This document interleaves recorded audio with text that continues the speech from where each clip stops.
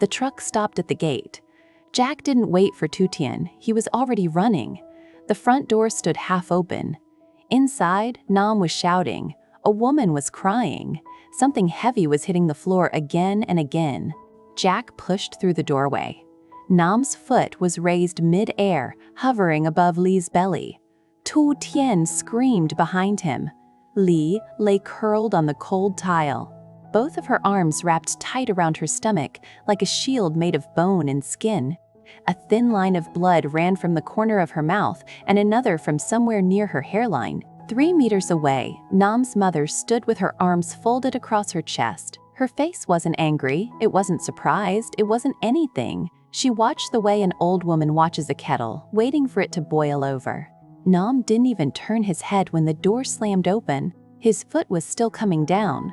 Jack moved. 3 hours earlier, the truck had rolled out of the farm into a gray morning mist. Ly hadn't slept. The night before, Tu Tien had sat behind her on the porch and braided her hair the way a sister does for someone she might not see again. No one played music in the car. No one rolled down a window. Ly kept one hand on her belly and the other inside Tu Tien's grip, and she watched the rice fields go past without seeing them. She had asked to go back. Twice last night, in fact. She had said her mother-in-law was a hard woman, but not a cruel one. She had said her husband had a temper, but he had never struck her in the face. She had said it like she needed to convince herself, not them. Tu Tien had wanted to argue. She had wanted to say every reason that came to her. The way Ly flinched when a door slammed, the way she ate without looking up, the way she said, Ann, instead of his name. But Jack had touched Tu Tien's arm and shaken his head once. Let her choose, he'd said quietly. If we drag her, we become them. So they were driving. And now the truck was slowing in front of a low concrete house with a tin roof, and a woman in a dark floral blouse and plaid pants was already standing at the gate. Her arms were folded the same way they would be folded an hour later, above the body of her dying daughter-in-law. Daughter. Nam's mother said the word like a coin she suspected was fake. You came back. Lou stepped down from the truck. Her sandal caught on the running board and she nearly fell. Tu Tien came around to steady her. Jack stayed by the driver's door, not moving, eyes on the house. The curtain at the front window hung at a strange angle, pulled aside from the inside, then dropped a moment ago. He noticed. He didn't say anything. Nam appeared in the doorway. He didn't smile. He didn't frown. He looked at his wife the way a man looks at a chair he's deciding whether to throw out. Come in, Nam said. Mong has cooked. Lang took a step. She stopped. She turned and looked back at Tu Tien. Tu Tien wanted to say 100 things. She said only one. One phone call. We're one phone call away, always. Ly nodded. Her lips were trembling. She walked past her mother-in-law into the house. The door closed behind her with a soft, final click. Jack and Tu Tien stood by the truck. Neither of them moved. I don't like this, Tu Tien said. I know. Then why are we leaving? Because she asked us to. Jack's jaw was tight. If we drag her out by force, we become exactly what they keep saying we are. Tu Tien climbed into the passenger seat without another word. Jack got in. They drove. 2 kilometers down the dirt road, the truck slowed, then stopped, then sat there idling, with the rice fields whispering on both sides. What is it? Tu Tien said. Jack stared straight through the windshield. The folder, her medical file, ultrasound, blood type, prenatal records. She'll need them tonight. She has nothing else. Jack, I'm turning around. He turned the truck. When they were 3 houses away, Tu Tien heard it first, a scream, not the kind from fear, the kind from something landing on a body, then a second one. Then a man's voice, shouting words she couldn't make out through the closed windows. Jack's foot pushed harder. The truck jumped forward. They stopped at the gate. Jack was out before Tu Tien could speak. The gate swung open under his hand. He ran. The door was open. The sounds were clearer inside. Nam was shouting. A woman was crying. Something was being struck again. Jack pushed open the door. Nam's foot was already in the air above Lu's belly. Tu Tien screamed. Jack crossed the room in 4 steps. He grabbed Nam by the back of his hoodie and threw him sideways. Nam's head clipped the corner of a wooden cabinet and he dropped. Lou was on her side, curled around her stomach, blood at her lip, blood at her hairline, one sandal kicked off and lying across the room. She was making a sound that wasn't a word, somewhere between a breath and a sob. Tu Tien was already on the floor beside her, one hand on Ly's face, one hand on her belly, talking to her low and fast, the way you talk to a child who has fallen out of a tree. Nam's mother had not moved, not one step. Her arms were still folded, her face was still empty. Jack looked at her. She looked back. "You stood here," Jack said. His voice came out flat. "You stood here and you watched. He is her husband. This is her family business. You are the stranger in this house." He was about to kick a pregnant woman in the stomach. I told her to listen. She didn't listen. Behind Jack, Nam was getting up. There was blood on the side of his head, a thin red line. He was reaching for something on the floor, a wooden stool, half broken from an earlier blow. Tu Tien shouted Jack's name. Jack turned. Nam swung the stool. Jack stepped inside the swing. He hit Nam once in the jaw with his right hand and once in the stomach with his left. Nam folded down to his knees and stayed there, gasping. "Jack." Tu Tien's voice cracked. "Stop. Look at her, Jack." Jack looked. Ly's eyes were half open, her lips were moving but no sound came out. There was more blood than there had been a minute ago. Tu Tien already had her phone in her hand, already dialing. Nam's mother walked over to her son. She didn't look at Ly, she didn't look at Jack. She put her hand on Nam's shoulder, gentle, the way a mother soothes a feverish child. "You are leaving this house," she said, still without looking up. "You are taking that woman with you. You will not come back.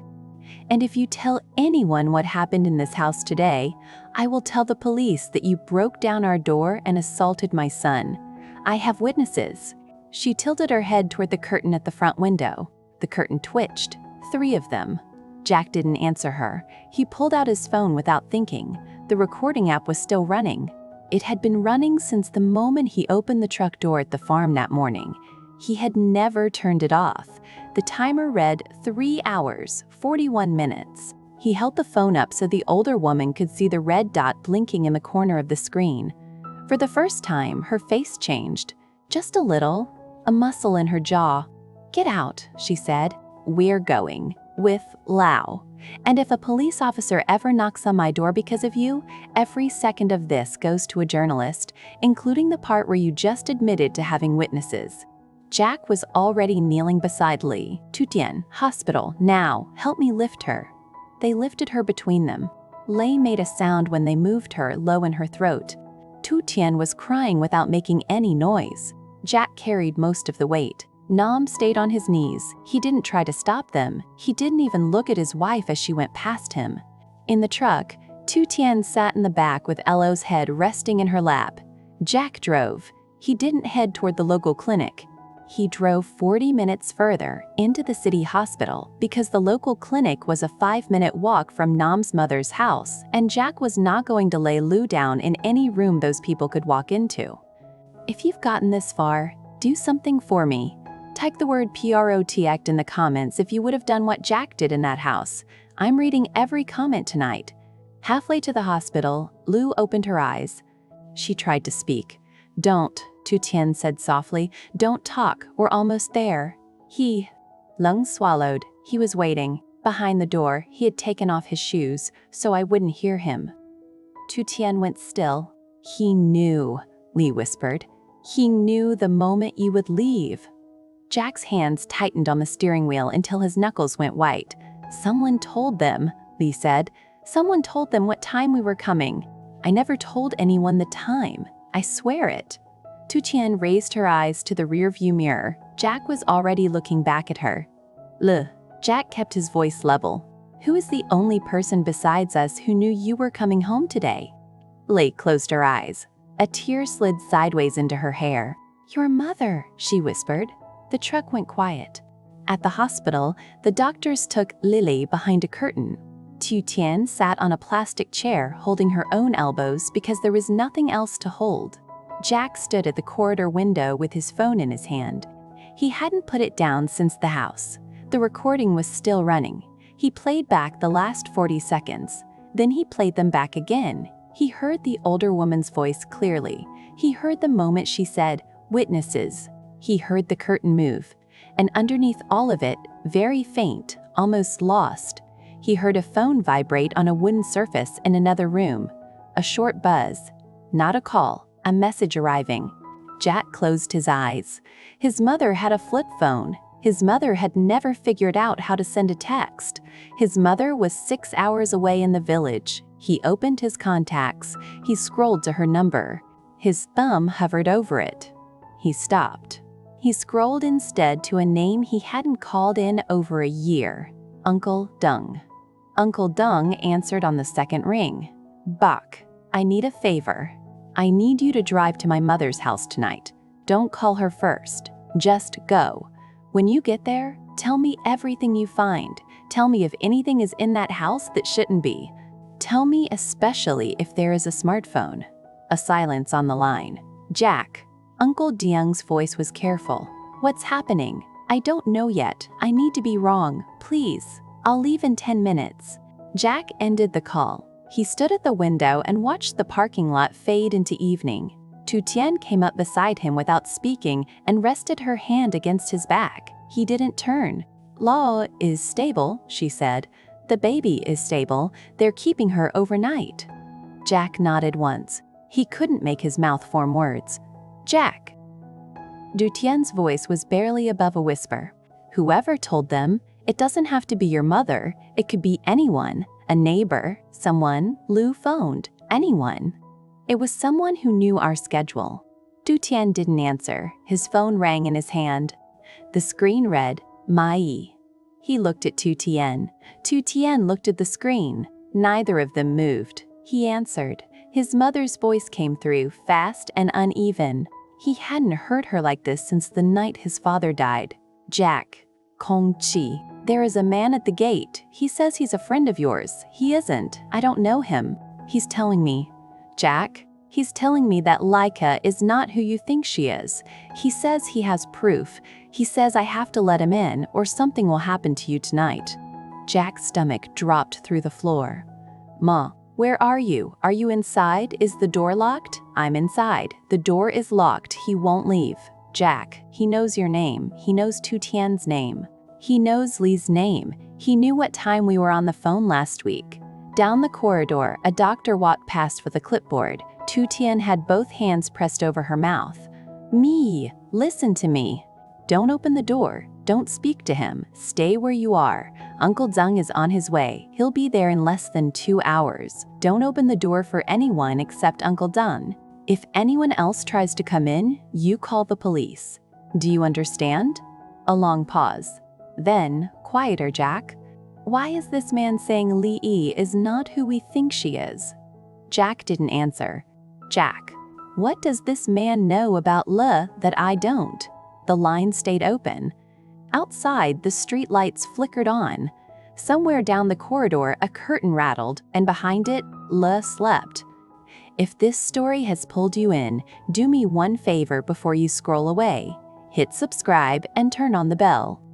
Part 2 drops tomorrow night, and the man standing at Mrs. Tess, Dulus, Ariosis.